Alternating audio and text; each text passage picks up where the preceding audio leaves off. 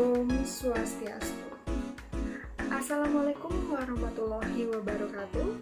Shalom nama budaya, salam sejahtera bagi kita semua. Selamat pagi Bapak dosen dan teman-teman.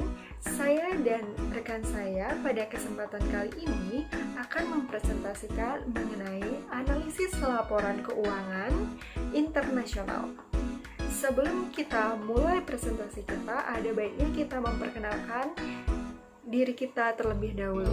Perkenalkan, nama saya Diputurati Sri Kasmarani, 3 digit terakhir 010, dan rekan saya. Baik, perkenalkan, nama saya Putu Erka Putriantari, 3 digit yang terakhir 106. Baik Bapak dosen dan teman-teman, sebelum saya melaju ke presentasi, saya akan paparkan dulu peta presentasi kami. Yang pertama saya akan awali dengan pendahuluan. Selanjutnya yaitu saya akan paparkan definisi-definisi yang terkait pada materi ini. Dan saya akan paparkan juga pembahasan. Dan yang terakhir kita akan tutup dengan kesimpulan. Baik, saya akan mulai. Terlebih dahulu kita awali dengan pendahuluan. Semakin mengglobalnya suatu bisnis, tentu relevansi laporan keuangan sangat-sangat penting karena menjadi dasar untuk negosiasi, kemudian keputusan kredit, analisis persaingan, serta kontrol perusahaan. Investor, analis riset ekuitas, manajer keuangan, bankir, dan para pengguna laporan keuangan lainnya memiliki kebutuhan yang semakin besar untuk membaca dan menganalisis laporan keuangan asing. Perbandingan keuangan lintas batas menjadi penting ketika melakukan analisis potensi dan kekuatan keuangan investasi asing langsung atau investasi portofolio asing. Perihal menganalisis laporan keuangan internasional, tentu kita perlu memahami peluang dan tantangan dalam menganalisis laporan keuangan. Lalu kita perlu juga mengetahui kerangka dasar dalam menganalisis usaha, serta memahami mekanisme praktis dalam menganalisis keuangan internasional.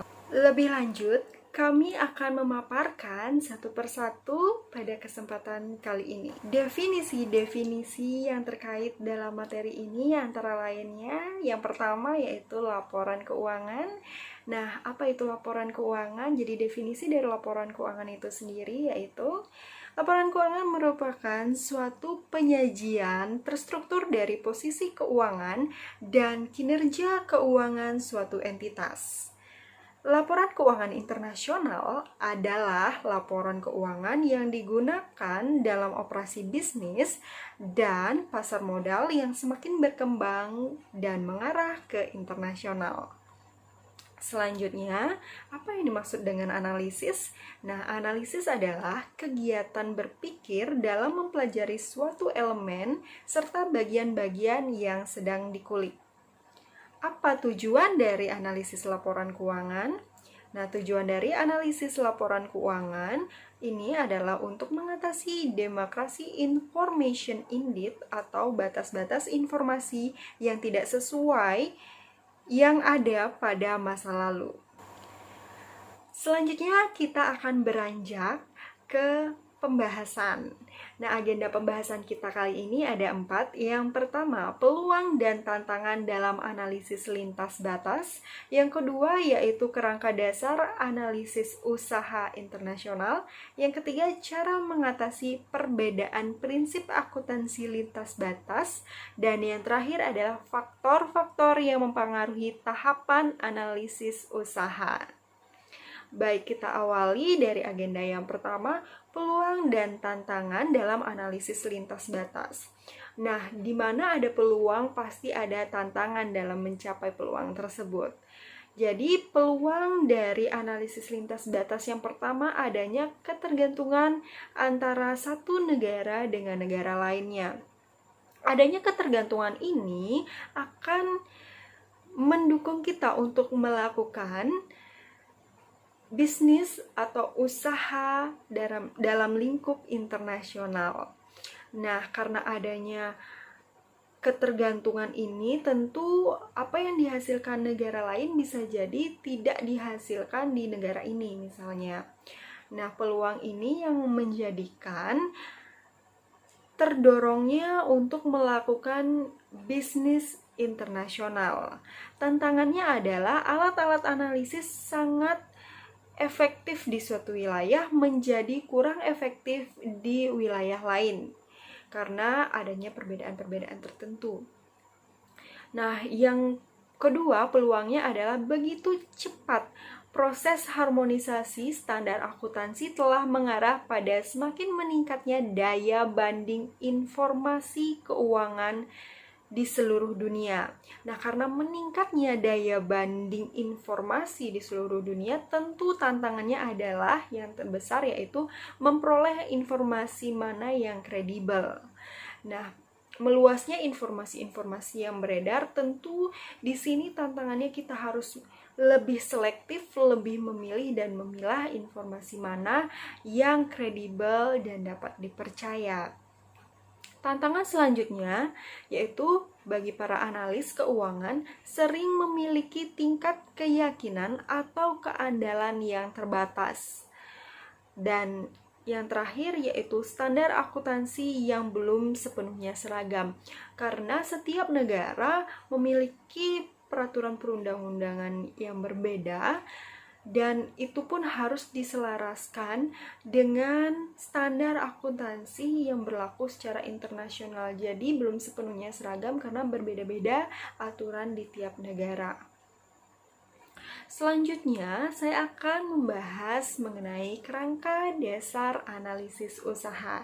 Nah, kerangka dasar analisis usaha ini terbagi menjadi 4, yaitu analisis strategi usaha internasional, yang kedua analisis akuntansi, yang ketiga analisis keuangan internasional, yang keempat analisis prospektif. Dari keempat kerangka dasar tersebut, saya akan paparkan satu persatu mulai dari yang pertama yaitu analisis strategi usaha. Analisis strategi usaha memberikan pemahaman kualitatif atas perusahaan dan para pesaingnya terkait dengan lingkungan ekonominya. Hal ini memastikan bahwa analisis kuantitatif dilakukan dengan menggunakan perspektif holistik. Strategi analisis usaha membantu para analis untuk membuat peramalan secara realistis dengan mengidentifikasi faktor pendorong laba dan risiko usaha yang utama.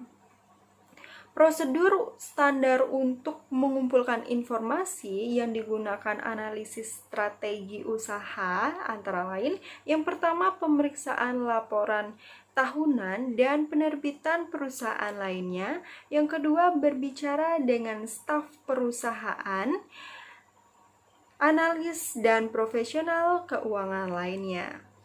Analisis strategi usaha seringkali rumit dan sukar dilakukan dalam lingkungan internasional. Nah, mengapa demikian? Karena pendorong keuntungan yang utama dan jenis risiko usaha tersebut berbeda-beda di tiap negara. Seperti risiko aturan, risiko kurs valuta asing, risiko kredit yang perlu dievaluasi dan dilihat secara koheren.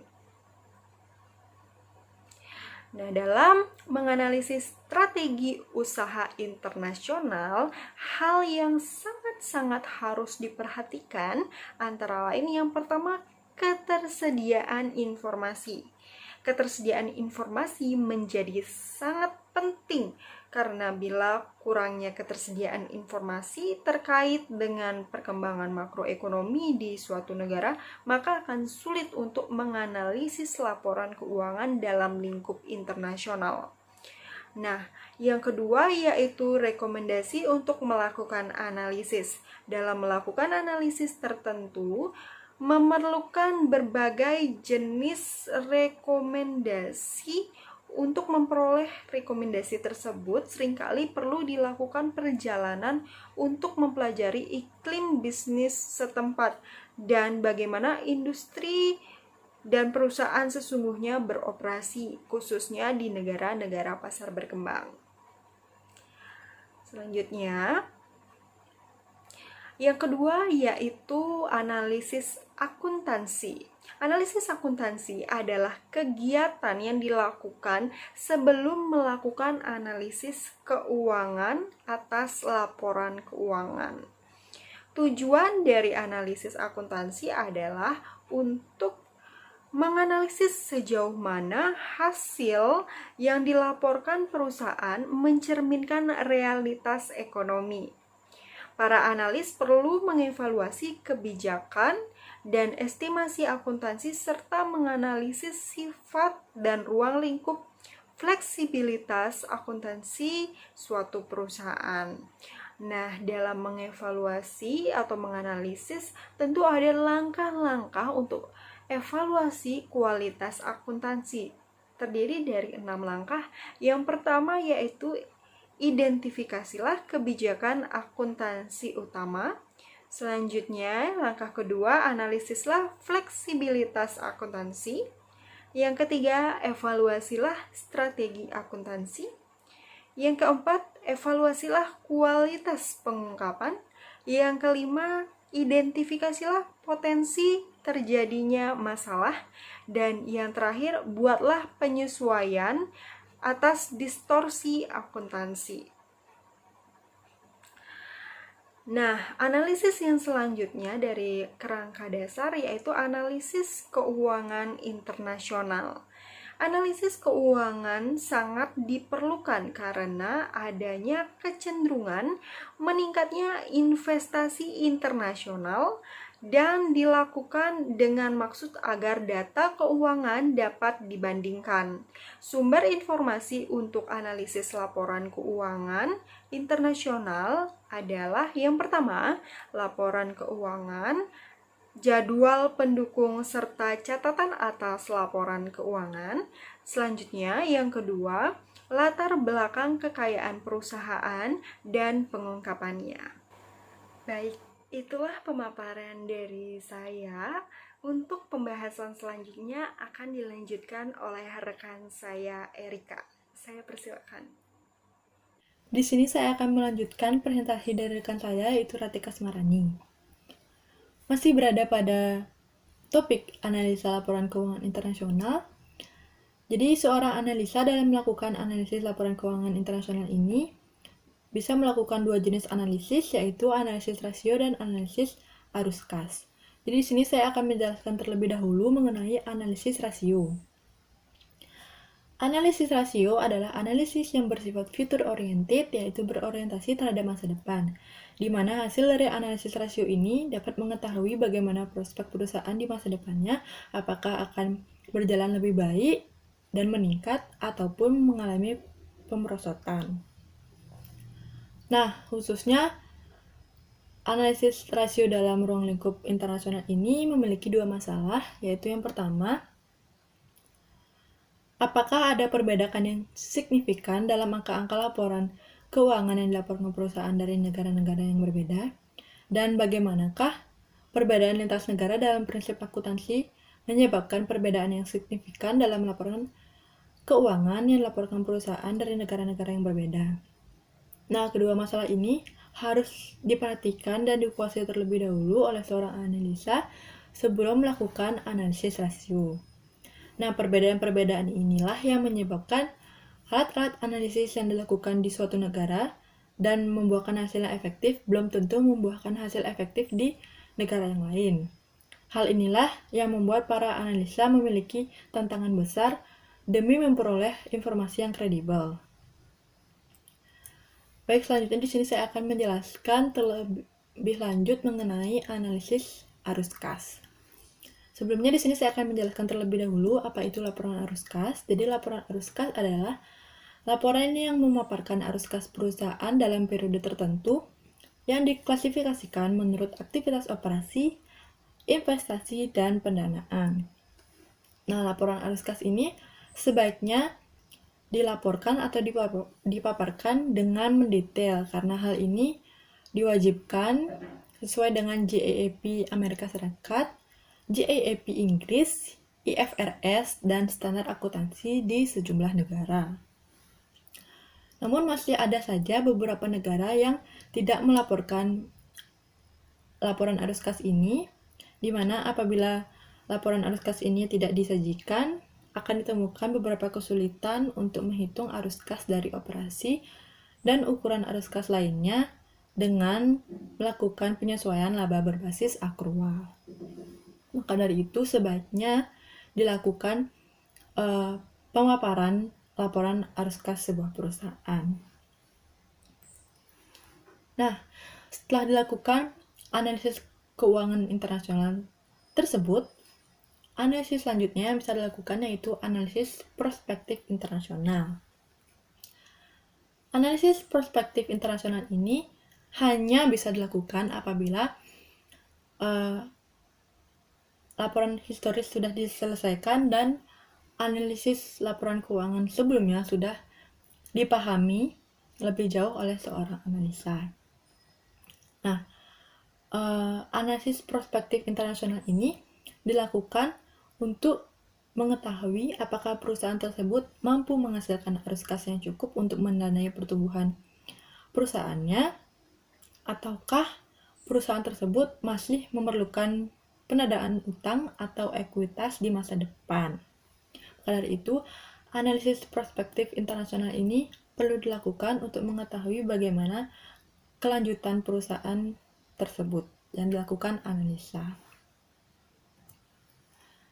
Nah, analisis prospektif internasional ini mendapatkan sebuah hasil di mana hasil tersebut dapat menjawab beberapa pertanyaan yang penting, yaitu yang pertama, bagaimana perubahan strategi usaha sebuah perusahaan dapat memengaruhi volume dan laba penjualannya di masa depan. Yang kedua, apakah perusahaan baru-baru ini menerapkan kebijakan akuntansi baru yang membuat laba kini terlihat lebih baik dengan konsekuensi laba tahun depan menjadi lebih rendah. Dan yang ketiga, apakah hubungan keuangan yang terlihat dalam analisis rasio yang dilakukan analisis akan terus berlanjut. Nah, ketiga pertanyaan ini akan dapat dijawab apabila sudah melewati proses analisis prospektif internasional. Nah, karena adanya perbedaan prinsip-prinsip akuntansi di berbagai negara, maka dari itu para ahli membuat beberapa pendekatan yang dapat dilakukan untuk mengatasi perbedaan prinsip tersebut. Jadi pendekatan ini ada dua. Yang pertama, analisis keuangan menyajikan ulang ukuran akuntansi negara asing menurut sekelompok prinsip yang diakui secara internasional atau sesuai dengan dasar lain yang lebih umum. Dan yang kedua, analisis keuangan juga dapat mengembangkan pemahaman yang lengkap atas praktik akuntansi di sekelompok negara tertentu dan membatasi analisis mereka terhadap perusahaan-perusahaan yang berlokasi di negara-negara tersebut.